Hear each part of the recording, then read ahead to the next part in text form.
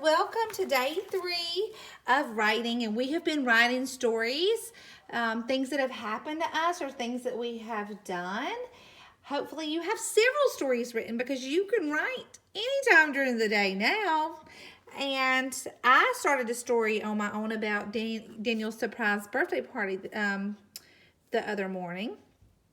And we learned that true stories have, we think about the story, we practice telling the story, and we tell who, what, and where in the story.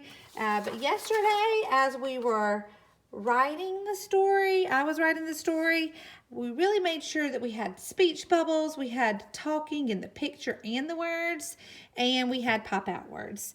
Today, I want to show you something else, though. Today, I want to show you that to have a really good story and to make it fun for other people to read, it's important to use transition words. And that's just a fancy word for words that help move your story along. So when we're reading stories, usually we read words like next and then and at last or suddenly. So when you're reading a story like that, it feels like a story because it has those words that move us and through all the pages. I'm going to look in my story today and I'm going to think about where can I use words like then. When I'm telling a story and I say then, I know that the pages are moving along, okay?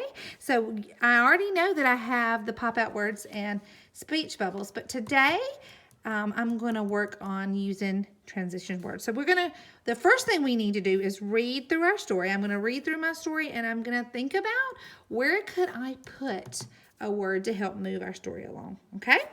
So let's reread our story, The Early Surprise. Well, my story, The Early Surprise. I got out of bed.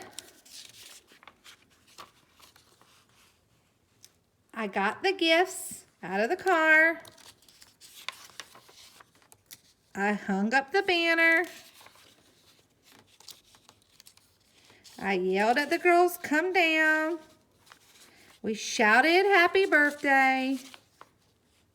Daniel was surprised. Okay, so I know that I can take the transition words and I can think about where to put them. And already I know that when I turned the page from the first page, I got out of bed.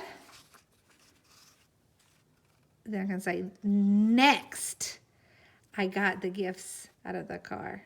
Let's see, I'm going to add that right here. In fact, I don't have enough room, so I'm just going to do my little mountain. You know how I do my little mountaintop like that? And I'm going to put it right here. Next. Next, I got the gifts out of the car. Turn the page. Then, I don't have room there either. Then, I hung up the banner.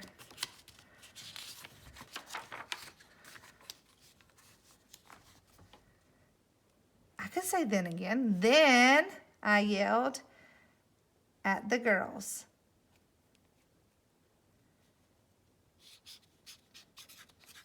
I don't have to put one on every page though. We shouted, happy birthday. I think though this is the part though where I want to say at last. Because at last, we shouted, happy birthday. And I could really make that really big across if I wanted to in a big speech bubble. I could write, happy birthday, and I can make it so big that it could go across the pages like Piggy and Elephant books do. Look at there. Happy birthday. At last we shouted happy birthday. So do you see how, let's read it and see if it sounds a little better, like a real story. Real stories have those words. I got out of bed. Next, I got the gifts out of the car. Then, I hung up the banner. Then I yelled at the girls, come down. At last, we shouted, happy birthday! Okay, guys, So today, some words that you can use to connect your pages together to make your story move along.